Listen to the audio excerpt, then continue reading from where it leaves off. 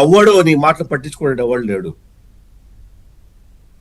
కులాల ముద్ద చిచ్చు పెట్టాలనే ఉద్దేశాన్ని, కుట్రను, కుతంత్రాన్ని ఇప్పుడున్న కాపులు, నాగరికమైనటువంటి కాపులు, ఆలోచించే కాపులు, ఎడ్యుకేటెడ్ అయినటువంటి కాపులు ఎవడు నీ మాట స్వీకరించే పరిస్థితిలో ఎవడు లేడు. కాబట్టి అంబటి రాంబాబు అనే వ్యక్తి ఆయన ఎందుకు మాట్లాడతాడో, ఏం మాట్లాడతాడు అంటే ముందాక మాటలో అదో అన్నాడా కిరణ్ లేకపోతే లేదు, కానీ నిజంగా జోకర్ లాగానే మిగిలిపోతాడు తప్ప will feel that fellow is a joker, అంతే. Will treat him as a joker. Maybe వాళ్ళ కుటుంబ సభ్యులకి తండ్రి కాబట్టో భర్త కాబట్టో వాళ్ళు ఏదైనా ఆయన హీరోగా చూడొచ్చు, లేదా చుట్టుపక్కల వాళ్ళు హీరోగా చూడొచ్చు. But will treat him as a joker, not as a leader. 40 సంవత్సరాల నుంచి రాజకీయంలో ఉన్నాను అంటున్నావు నువ్వు. 40 సంవత్సరాల్లో నువ్వు ఎమ్మెల్యే అయింది 2 సార్లు. 40 సంవత్సరాల్లో నువ్వు ఎమ్మెల్యే అయింది 2 సార్లు. మొట్టమొదటిసారిగా నువ్వు యంగా ఉన్నప్పుడు, రంగా గారి మర్డర్ జరిగినప్పుడు నువ్వు యూత్ కాంగ్రెస్ నుంచి ఇచ్చినటువంటి సీట్లో అయినటువంటి, అది కూడా రంగా గారి ధర్మం వల్ల అయినటువంటి, నీ వల్ల కాదు, నీ ఫేస్ వల్ల కాదు. మొన్న అయినా 151లో 150 స్పీడ్లో పోతే నువ్వు అయినావు. మధ్యలో నువ్వు ఏపీఐసీ చైర్మన్ గా ఉన్నప్పుడు లహేజా భూములు కాటించి కుప్పల కేసులు. నువ్వు ఎమ్మెల్యేతో పాటు మొన్న మంత్రిగా పనిచేసావు. ఎందుకు తీసుకున్నాను నేను అంటే, ఇట్లా మాట్లాడతావు, బార్కింగ్ డాగ్ లాగా మాట్లాడతావు కాబట్టి నువ్వు తీసుకున్నాడు.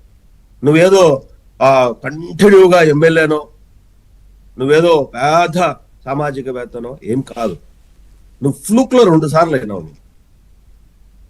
వన్ ఈజ్ రంగా గారి హత్య జరిగినప్పుడు, 2వది మొన్న. కాబట్టి నువ్వు పెద్దగా ఊహించుకోవద్దు. నేను లీడర్ కాదు, నువ్వు ఎవరికి లీడర్ కాదు, ఆ నియోజకవర్గానికి కూడా లీడర్ కాదు. కాదు ఆయన మొన్న చాలా మాట్లాడినాడుగా, ఇంకా కొడతారా, లోపల వేసుకుంటారా, చంపుతారా, బతికితే సాధిస్తా, ఇట్లాంటి కొన్ని సినిమా డైలాగులు కూడా చెప్పాడు. చెప్తాను, అదే చెప్తాను. ఇప్పుడు ఏమన్నాడు, బయటకు వచ్చేమన్నాడు, నాకు కొట్టాలని ట్రై చేశారు, నాకు ఆ కానిస్టేబుల్ పేరుంది, పేర్లు తెలుసు, వాళ్ళ పేర్లు తెలుసు, వీళ్ళ పేర్లు, 1-2 పేర్లు ఎవరో తీసుకున్నాడు ఆయన, ఇన్స్పెక్టర్ సంథింగ్ ఎవరి పేర్లు తీసుకున్నాడు.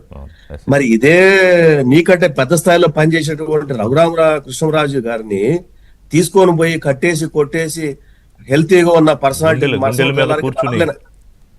మరుసటి రోజు తెల్లవారికి నడవలేని స్థితికి తీసుకొచ్చిన, దౌర్భాగ్యమైనటువంటి పరిస్థితి తీసుకొచ్చిన నీ జగన్మోహన్ రెడ్డిని ఏం చేయాలా? మీ జగన్మోహన్ రెడ్డి ప్రభుత్వాన్ని ఏం చేయాలా? నేను కొట్టడానికి ప్రయత్నించడానికే చేసినటువంటి పోలీసుల పేరు గుర్తు పెట్టుకున్నటువంటి రాంబాబు రఘురామకృష్ణరాజు గారిని కొట్టి హింసించి గుండెల మీద తీసుకొని చంపడానికి ట్రై చేసినటువంటి నీ ప్రభుత్వాన్ని, నీ నాయకుడిని, నీ పార్టీని ఏం చేయాలా? 100 సంవత్సరాలు జైల్లో పెట్టాలి. మరి 100 సంవత్సరాలు. రఘురామరాజు గారి పుట్టుక ఏంటంటే రాజుల పుట్టుక, రాజవంశంలో పుట్టాడు ఆయన. నాకు తెలిసి రఘురామకృష్ణరాజు చాలా సంవత్సరాల పరిచయం వ్యక్తిగతంగా, ఆయన లైఫ్ స్టైల్ అంతా నాకు తెలుసు.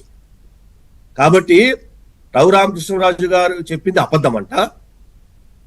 దొంగ సర్టిఫికెట్లు, ఫేక్ సర్టిఫికెట్లు ఇప్పించేసి లాస్ట్ మిలిటరీ హాస్పిటల్లో కన్ఫర్మ్ చేసుకోవాల్సి వచ్చింది. ఈయన చెప్పేది మాత్రము, ఈయన కొట్టాలని ప్రయత్నించారంటే సానుభూతి వచ్చేయాలి. అన్నిట్ గా సానుభూతి వచ్చేసి అబ్బా రాంబాబు కొట్టేసి ఎవడు రెస్పాండ్ అవ్వాలి. దాన్ని నేను ఇచ్చే స్టేట్మెంట్ ఎవడు ఒక్కడిలా, ఎందుకు ఆయన ఎట్లా వెళ్ళాడో అట్లాగే బయటకు వచ్చాడు. అదే అంటున్నా, ఇప్పుడు పోలీసులతో కనుక మీరు రాజ్యం చెయ్యాలనుకుంటే అంబటి రాంబాబు గానీ, లేకపోతే కొడాలి నాని గానీ, పేర్ని నాని గానీ, చెప్పాను కదా ఋషి గారు, అందరూ బయట ఉంటారా? కదా పోలీసు వాళ్ళు లేకపోతే అంబటి రాంబాబు ఎముకలు సున్నంలో కలిపేసేటోళ్ళు. బికాస్ ఆఫ్ పోలీస్ ఆయన సర్వైవ్ అయ్యేవారు తప్ప. చివరిగా ఒక మాట చెప్తాను. ఇందాక అనంతబాబు కేసులో చెప్పారు మీరు.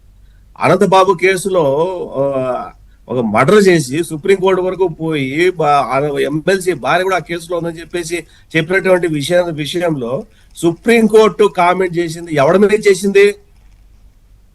నా మీద చేసిందా? మీ ఎమ్మెల్సీ చేసినటువంటి మర్డర్ కేసులో కల్ప్రిట్ అయిన పోలీసుల్ని సస్పెండ్ ఇమీడియట్ గా యాక్షన్ తీసుకుంది.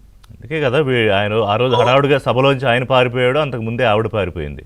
ఎనివే దొరుకుతారులేండి ఎక్కడికి. ఇవన్నీ చాలా ఉంటాయి. అంబటి రాంబాబు నోటికి వచ్చేట్లు మాట్లాడితే ఈ రోజు కాపులు విఘ్నులు, అంత ఈజీ ఏం కాదు. నువ్వు చెప్పే జోకర్ మాటలు ఎవ్వరు నమ్మే వాళ్ళు ఎవరు లేరు ఇక్కడ.